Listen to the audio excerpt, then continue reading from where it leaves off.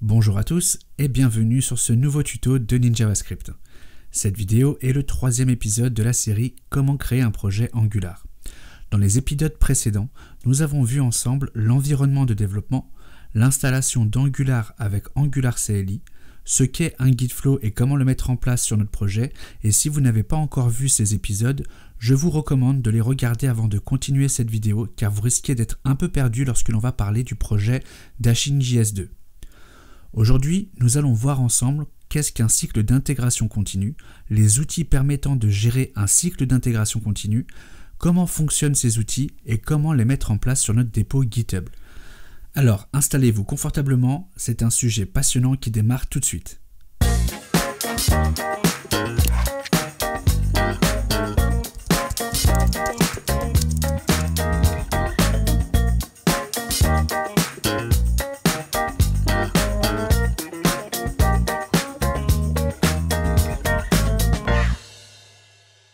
Un cycle d'intégration continue, c'est un scénario qui va se lancer à chaque événement de type pull request et qui sera émis de notre dépôt de versionning GitHub dans notre cas.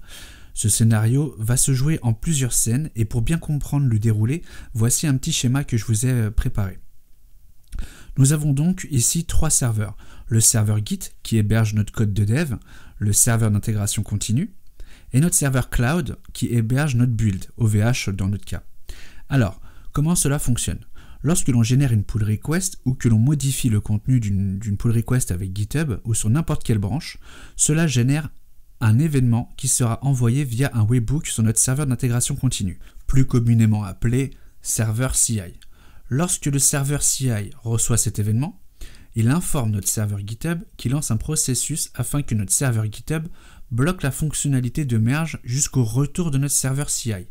Le serveur CI va ensuite récupérer notre code via un git clone, le déployer sur l'un de ses serveurs cloud et va exécuter une série de commandes qu'on lui aura demandé de lancer via un fichier de configuration hébergé dans notre application, comme par exemple installe les dépendances liées à notre application avec le packagist npm, lance les tests unitaires fonctionnels, etc., etc. Et si une erreur se produit pendant l'exécution des commandes, le serveur CI stoppe le processus et remonte à notre serveur Git que quelque chose s'est mal passé et qui va permettre donc à GitHub de bloquer le merge de notre branche et nous informer qu'il y a eu un échec. Si les tests n'ont pas remonté d'erreur, le serveur CI va continuer le processus et générer le build de notre application et pour finir, le serveur CI remontera à notre serveur GitHub que tout s'est correctement passé. De notre côté, en parallèle, on procède au code review sur GitHub. D'ailleurs, si au moment de faire le code review, on est amené à apporter des correctifs sur notre code de notre pull request, cela va relancer le cycle d'intégration. Une fois que le code review a été validé et que notre serveur de CI a exécuté toutes les tâches de son processus sans erreur, alors GitHub débloquera la fonctionnalité de merge. Sachez que l'on peut mettre plusieurs outils d'intégration continue sur un seul projet. Et il faudra attendre que tous ces outils aient fini leur processus pour pouvoir merger avec GitHub. Par exemple, on peut mettre un outil qui va lancer nos batteries de test et qui générera un build de notre application. Un autre outil pourra être mis en place et celui-ci testera le taux de couverture de notre code par les tests unitaires et fonctionnels. Il existe beaucoup d'outils sur le marché pour faire de l'intégration continue. Trois se démarquent par leur position dominante, c'est CircleCI, Travis et Jenkins. Chacun d'entre eux ont leurs qualités ou leurs faiblesses ou sont plus appropriés dans certains contextes plus que l'autre. CircleCI fait du cloud computing mais ne supporte pas énormément de langage. Il est pluggable sur GitHub mais ne supporte pas Bitbucket. Travis, tout comme CircleCI, mais lui il est pluggable sur Bitbucket en plus et il supporte davantage de langages dont le JavaScript et surtout il est gratuit pour les projets open source. Jenkins, quant à lui, est gratuit, mais ne fait pas de cloud computing vu qu'il s'installe directement en local sur vos serveurs. Mais ce qu'il y a de bien avec Jenkins, c'est qu'il permet de faire plein d'autres choses en dehors de l'intégration continue. Sachez qu'il existe pas mal de challengers. Le petit nouveau de Bitbucket Pipeline de Altasian, en remplacement d'ailleurs de Bamboo, mais qui malheureusement n'est pas le meilleur pour containeriser avec Docker, et du coup c'est assez problématique de l'utiliser. Il y a également GitLab CI, mais bon, ça requiert d'utiliser GitLab. Drone, qui lui est orienté plutôt 100% Docker. Et il y en a d'autres, comme par exemple AppWire, qui est plutôt lui spécialisé sur les virtual machines Microsoft, etc. etc. La liste est longue, l'objectif c'est pas de tous les citer dans cette vidéo. D'ailleurs, je m'excuse d'avance pour tous ceux que je n'ai pas encore cités. En revanche, c'est vrai qu'il est intéressant d'en connaître quelques-uns pour choisir le plus pertinent et dans notre cas, Travis répond tout à fait à nos besoins car il supporte le JavaScript, il fait du cloud computing, il est pluggable sur GitHub et surtout il est gratuit pour les projets open source. Nous allons donc procéder ensemble à la mise en place de Travis. Alors pour plugger Travis sur notre GitHub, on va aller sur le site de travis-ci.org. On va s'identifier avec notre compte GitHub. Voilà, ensuite on rajoute un nouveau repository.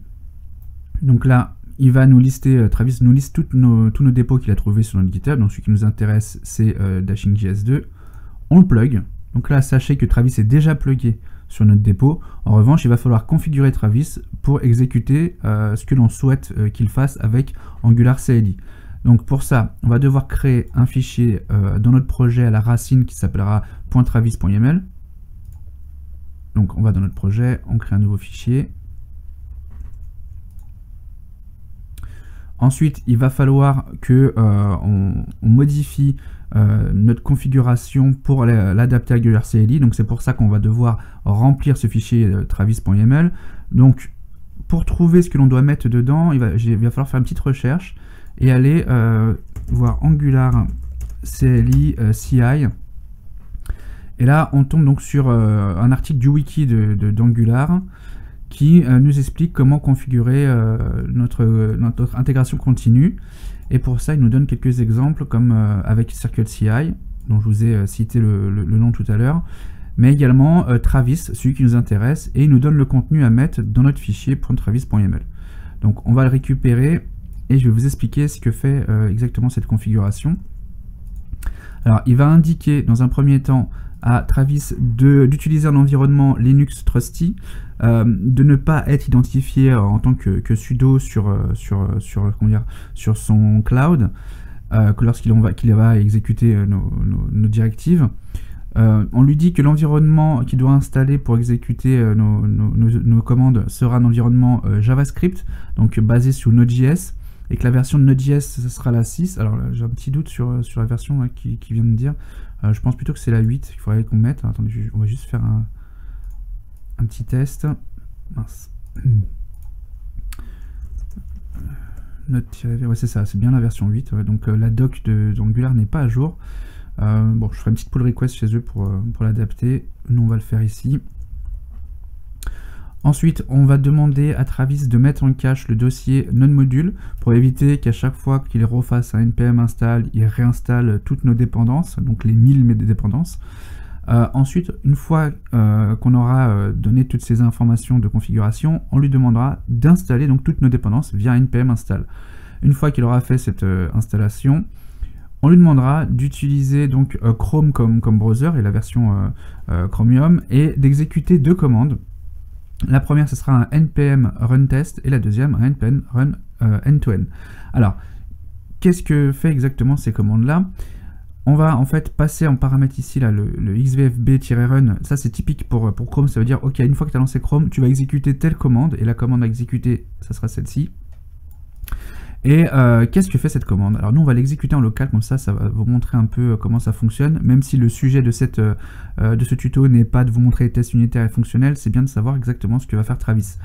Donc on va lancer la commande npm run test, donc qui est visible ici, hein, en fait c'est un script, il va lancer ça, et donc lui il va faire un ng-test, tout simplement.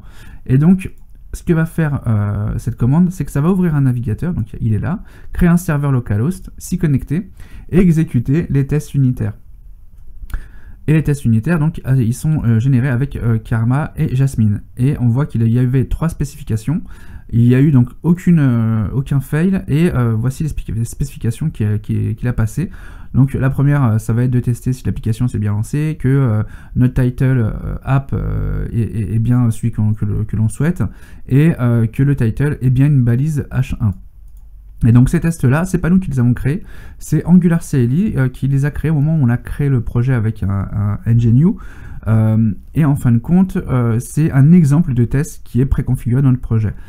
Donc, au même titre que pour Karma, pour les tests end-to-end, c'est exactement la même chose. En fait, il va lancer un navigateur et exécuter une série de tests. Alors, la seule différence entre les tests unitaires avec Karma et les tests end-to-end, c'est que ça va simuler le comportement d'un utilisateur en disant ok, bah, tu vas aller sur telle page, tu vas cliquer sur tel lien, tu vas remplir tel formulaire, etc. etc.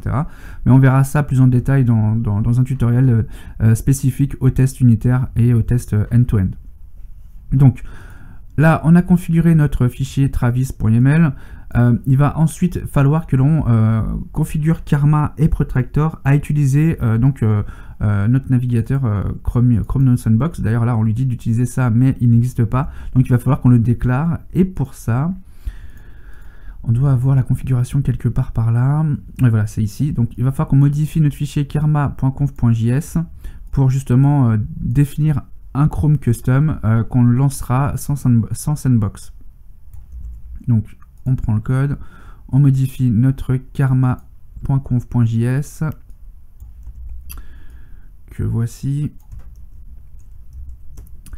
et du coup on rajoute donc une configuration de Chrome No Sandbox, et on va faire pareil pour Protector. Alors pour Protector, on va plutôt créer un fichier, il me semble.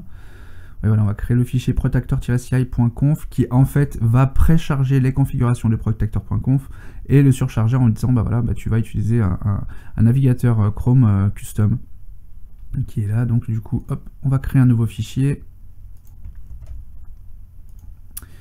et on va mettre dedans le code recommandé par Angular que voici. Voilà, on n'a pas besoin de plus de configuration. Maintenant, ce que l'on va faire, c'est qu'on va committer et pusher tout ce code pour voir comment interagit Travis avec notre projet. Donc pour ça, on va créer une nouvelle branche. Donc fit. On va l'appeler CI Travis. Et on fait un checkout sur cette branche directement. Et ensuite, donc là on voit qu'on est sur notre branche, donc tout va bien, on va créer donc le commit. Alors, on sélectionne les fichiers qu'on a créés. Comme je vous disais, hein, faites bien attention à ça, c'est un coup à faire un commit sur nos fichiers. Et on va mettre le message qui va bien. Donc fit épisode 3 @ci part 1, parce qu'il y aura plusieurs parties sur l'intégration continue. Et hop, notre message de commit, ça va être ajout de Travis et ajout de la config pour Chrome sur Protractor et Karma. Voilà, donc on va committer tout ça. Hop, donc le commit est en cours. Donc le commit vient de se terminer. Ce que l'on va faire, c'est qu'on va aller sur notre GitHub.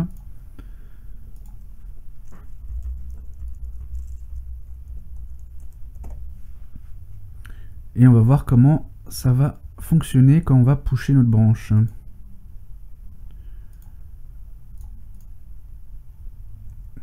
Donc voilà. Ensuite, on va pusher donc la branche que l'on souhaite envoyer.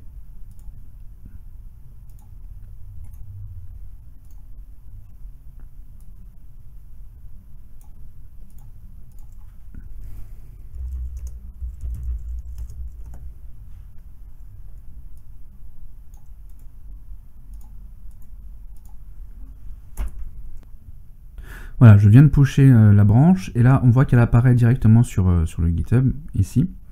Donc ce qu'on va faire, c'est qu'on peut aller voir directement les branches.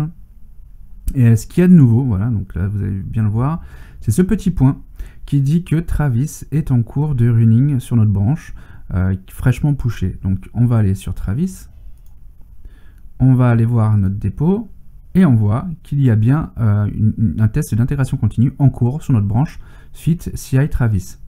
Donc on va le laisser tourner, et comme c'est un peu long, ce que je vais faire, c'est que je vais couper la vidéo, et une fois qu'il aura terminé, je remets la suite. Voilà, les tests sous Travis viennent de se terminer, ça n'a pas remonté d'erreur, donc c'est plutôt une très bonne chose. Donc là, on peut voir les logs de Travis, toutes les commandes qu'il a exécutées et ce qui en est remonté comme information. Donc là, on voit justement que l'on avait configuré Node en version 8. Je pense que si on l'avait laissé sur la version 6, on aurait eu un fail au niveau des tests, parce que il me semble que c'est pas compatible avec Angular CLI. Donc ensuite, on voit qu'il a lancé les tests unitaires et les tests end-to-end avec Protractor, et que tout s'est correctement déroulé. Alors, comment ça va se schématiser sur la partie GitHub? Donc sous GitHub, alors ça se met pas à jour automatiquement, alors ça c'est un peu dommage. On va rafraîchir. Voilà, et on voit donc que notre branche est valide parce que le build de Travis CI est passé et ça n'a pas remonté d'erreur. Donc ça c'est une très bonne chose. Alors sachez que les tests de Travis vont se lancer avec la création de branche, mais également sur une pull request. Et là c'est ce que l'on va faire, on va créer une nouvelle pull request donc de Travis sur Develop. On sélectionne notre base de référence, voilà, donc ça va être Develop. Et ensuite donc on voit nos modifications dans notre branche, on a notre message de commit, on crée la pull request. Donc là, qu'est-ce qui va se passer? On voit qu'il va y avoir des tests qui vont se lancer, voilà, avec Travis. Que Travis donc a déjà testé notre branche Travis CI, et que là, il fait donc un nouveau test où il va prendre la branche Develop, merger notre branche dedans et relancer toute l'intégration continue pour voir si c'est toujours compatible. Alors là, vous voyez qu'on peut toujours merger, quoi qu'il arrive, même si les tests ne sont pas effectués. Donc ce qu'on va faire, c'est qu'on va configurer GitHub pour lui dire, alors tu bloques le merge tant que les tests d'intégration continue n'ont pas été exécutés, et on peut également rajouter, tu bloques le merge tant qu'il n'y a pas eu de review d'effectuer sur les pull requests. Pour ça, on va dans Settings, Branche, et on va créer une branche protégée. Donc on sélectionne la branche Develop, on dit que cette branche est protégée, qu'elle sera protégée donc par le fait qu'une pull request sera requise, et on peut même lui dire une pull request par le propriétaire du code, mais également que le checkpass soit requis, et on va checker donc que Travis CI fait partie donc de ces checkpass. On sauvegarde, on va retourner sur notre pull request. Et là, on voit, voilà, on ne peut plus merger parce que on attend qu'il y ait une review et que Travis ait terminé les tests. Alors évidemment, en tant qu'administrateur du projet, tu peux toujours bypasser ces règles de blocage.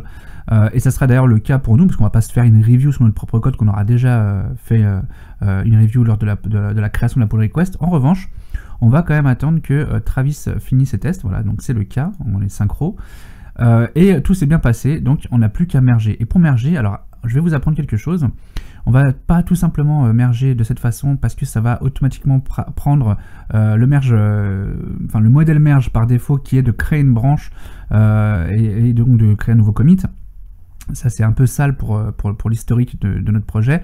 Nous ce que l'on va faire, c'est qu'on va donc plutôt que de créer un merge commit, on va créer un rebase et merge, ce qui fait qu'on n'aura pas justement ce commit merge qui va un peu saloper notre historique de projet. Donc voilà, c'est parti. Juste des privilèges administrateurs pour bypasser donc la review, et je confirme. Hop. Voilà, donc le merge a bien été effectué. On n'a plus qu'à supprimer notre branche Travis, et on va donc pouvoir aller consulter la branche Develop. Et là, on a un quatrième commit qui vient d'ajouter, et c'est justement notre nouvelle fonctionnalité. Et donc là, on n'a pas le commit merge tout dégueu qu'on aurait pu avoir si on avait sélectionné l'option de merge par défaut. Par contre, ce que l'on peut faire maintenant, c'est créer une pull request de develop vers master et voir comment va se passer également cette partie d'intégration avec Travis. Donc d'ailleurs, on va relancer Travis, hop, ici. Et on va mettre GitHub sur le côté. Et donc on va créer une nouvelle pull request. Alors je vois pas toute la fenêtre, hop, voilà. Donc la base de référence sera master et la branche à comparer sera develop. Il n'y a qu'un seul commit, tout va bien. Le commit c'est celui-ci, ajout de la partie 1 des tests CI. Et on a donc bien tous nos fichiers. Donc on crée la pull request.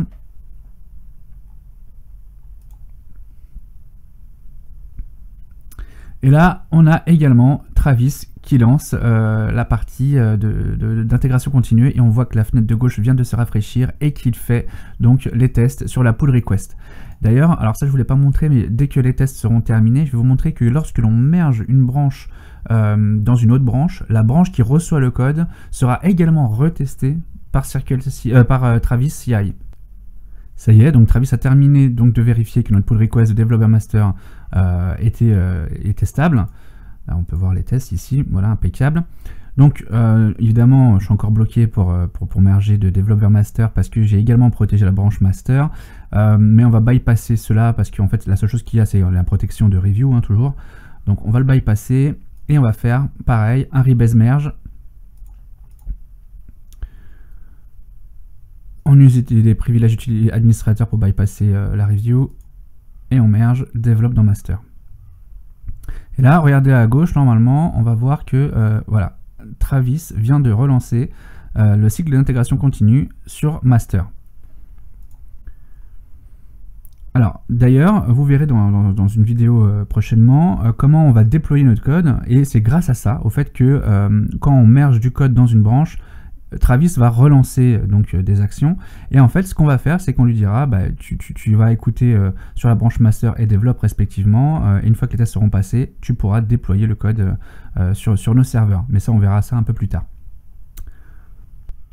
Voilà, cette vidéo est maintenant terminée. Dans le prochain épisode, nous resterons dans le domaine de l'intégration continue et nous verrons comment mettre en place du test coverage avec Coverall. J'espère que ce tuto vous a plu. N'oubliez pas de liker la vidéo et pour rester informé des prochains épisodes, vous pouvez également vous abonner à la chaîne. Merci à tous et à bientôt.